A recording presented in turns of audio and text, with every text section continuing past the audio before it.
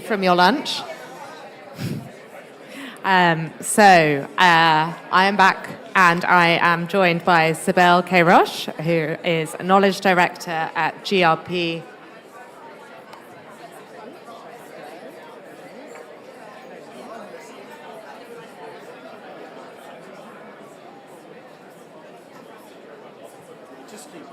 Just keep going. Okay. Knowledge Director at GRP and Senior Researcher at the Stockholm Resilience Centre. And I also have Chris Bradshaw, Chief Sustainability and Education Officer at Bentley Systems.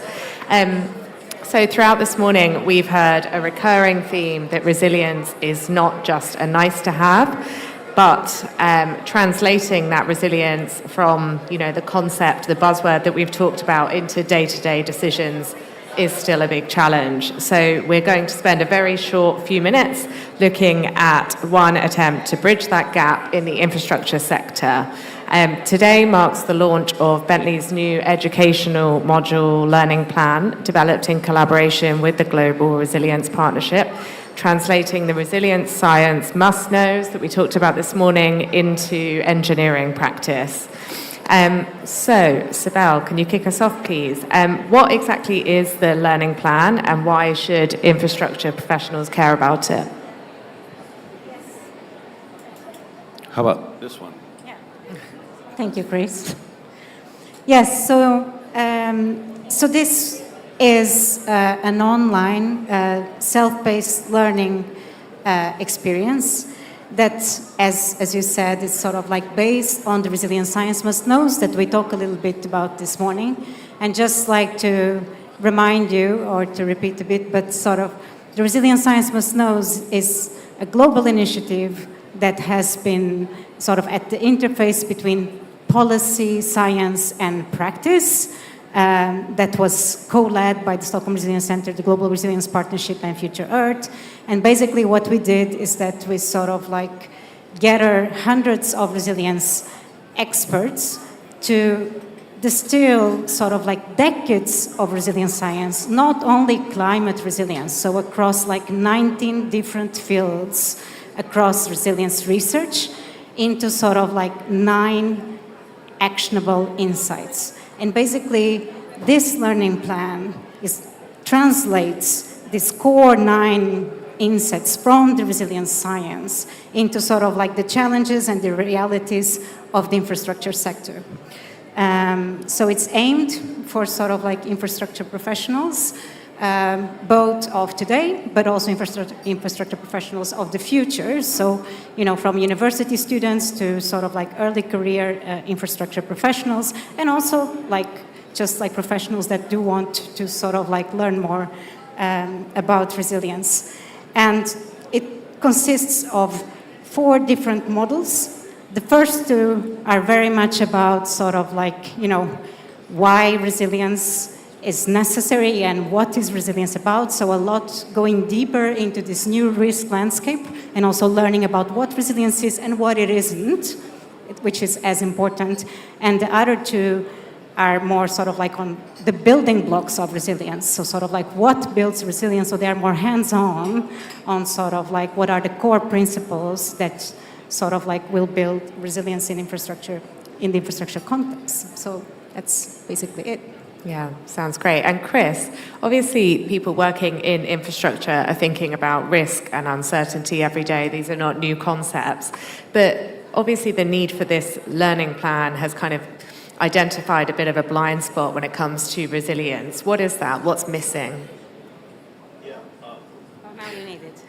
All right. So the infrastructure industry is just transitioning from sort of an industry that has an ambition about being more resilient to execution now. So we see a recent survey, more than 80% of infrastructure owner-operators, engineering services firms that support them recognize the importance of resiliency, and now they need to take action.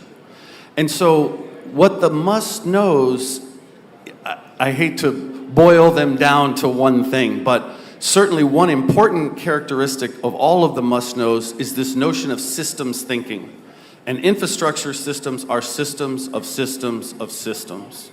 And historically, a lot of the way we think about operations and maintenance of infrastructure systems is through asset management, tracking, and performance. So an asset inside the system. And so that works great if you, and it is certainly important to know where your assets are, to know when they were last maintained, et cetera, but it doesn't really lend a view of how the system performs. And what we see more and more now with disasters is it's the cascading effects of failure that do the most damage and cause the most life loss. And so if you're tracking assets, you don't really have that systems view. So to a large degree, what the scientific must-knows as applied to infrastructure, first and foremost, is to say you've got to have a systems view and think about the whole system and all the dependencies. And so that's really kind of one of the core mindset shifts that we're trying to help bring. People get that, right? If you explain that to people, it's not a hard thing for people to understand.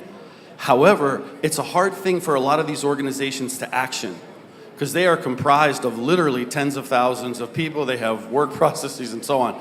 So this module and set of modules that we've built are really designed to try to shift that mindset and get people thinking about resiliency in the context of the whole system.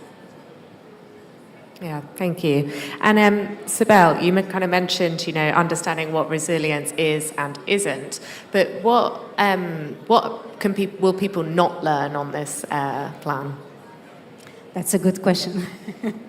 So I guess I would say that what people won't learn is that they will not learn about, the business as usual way of thinking about resilience. And what does it mean? I mean, building on what you just said, Chris. So this learning plan, the courses in here, they are not like a narrow sort of like view on resilience. So it's really about, systems resilience. It's really about using systems thinking, as you just said, to sort of like to understand systemic risk and to understand sort of like resilience to that systemic risk. Then it's also not just about resilience as just redundancy, which is a common way of thinking about resilience, especially in infrastructure. So it's not just about backup systems. It's not just about redundancy. It's not just about keeping what it is and the status quo. But as we talked this morning, much more a forward-looking way of resilience. Resilience also as adapting and transforming. And how do you apply that into the infrastructure context? What does that mean for concrete cases, sort of like? It also won't be a course where, you will get a table of indicators, and if you follow those, then, then you have resilience as an add-on, sort of, on whatever you're doing. It's really not like that. It's actually about learning how to integrate resilience thinking in your design from start.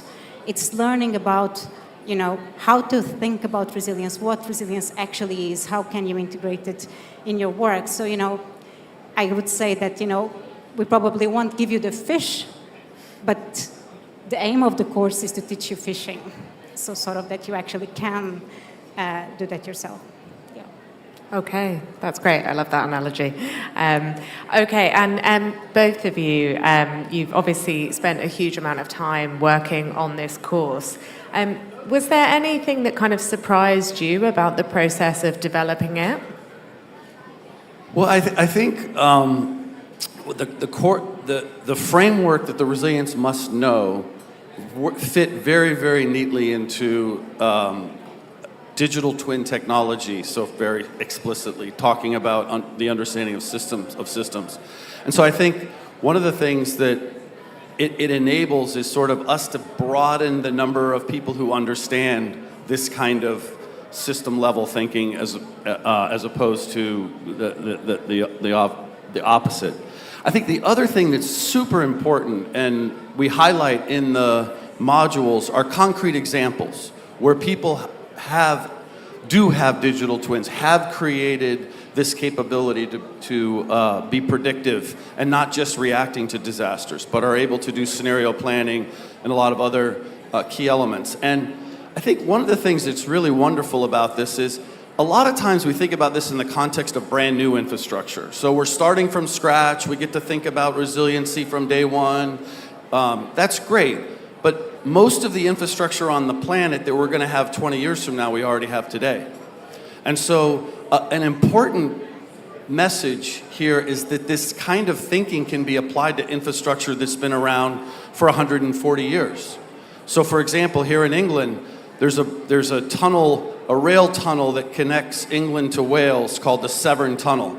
It was built in like 1886, I think, something like that. 140-year-old tunnel, right? Has huge challenges, right? It leaks, millions of liters of water would fill the tunnel if there weren't pumps in there pumping it out, et cetera. You can imagine the wear and tear. 36,000 trains roll through this tunnel every year.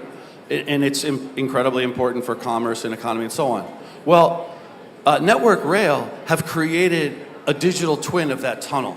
So they're now able to monitor with sensors and using, without getting into all the tech, but they basically can digitally understand how that tunnel is performing. It provides all kinds of benefits in terms of maintenance and operations, et cetera. And it allows for them to do scenario planning and to do what if kinds of things when what happens if the energy goes down and the pumps can't operate, for example, whatever the disaster might be that could befall them. So I think it's really important to recognize that these must-knows shouldn't only be applied to new things. We need to apply them retroactively to existing things. And that's probably where the most mindset shift needs to happen, right? Because, again, as humans, right, we're not great agents of change. And there's a lot of inertia behind business as usual. And I think somebody said on an earlier panel, education is so important. I think that's where we are. And this is why this collaboration to create a learning module that's intended for students and life learners and anyone who's interested in understanding how infrastructure can be made more resilient.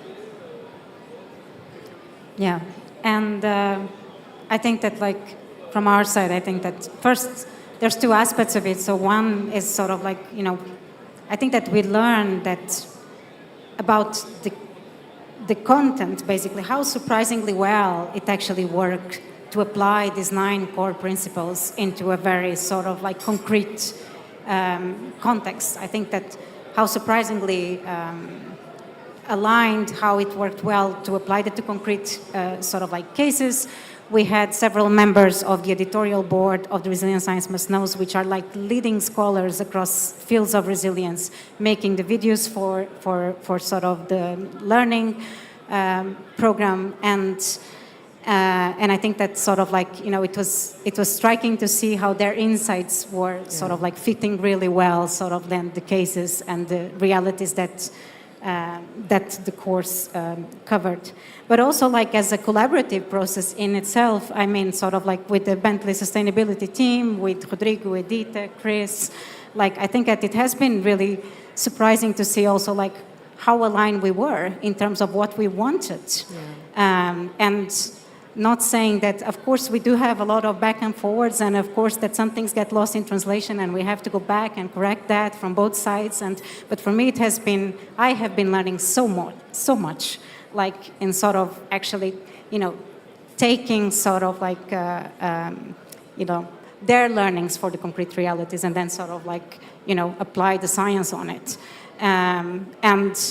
And I do think that this is more and more what we actually need. We just need like to cross to the other side of the river and to dare to do it, collaboratively. So I would say that the real strength of, of this sort of like learning model is the collaboration. So, and it's the partnership, because that's what makes it like going one step further. Thank you. Chris, just what you were saying just then, it just made me think of something someone I was interviewing said to me yesterday, which was, we think when we talk about climate change, we think the controversial term in that is climate. Actually, it's change. We don't cope well with change or the concept of change. Thank you, everyone. It's been quite a long morning, and it is now time for lunch. I believe it is at the end of the hall, although, yes, it is at the end of the hall. Please enjoy, and we will see you afterwards for more sessions. Thank you.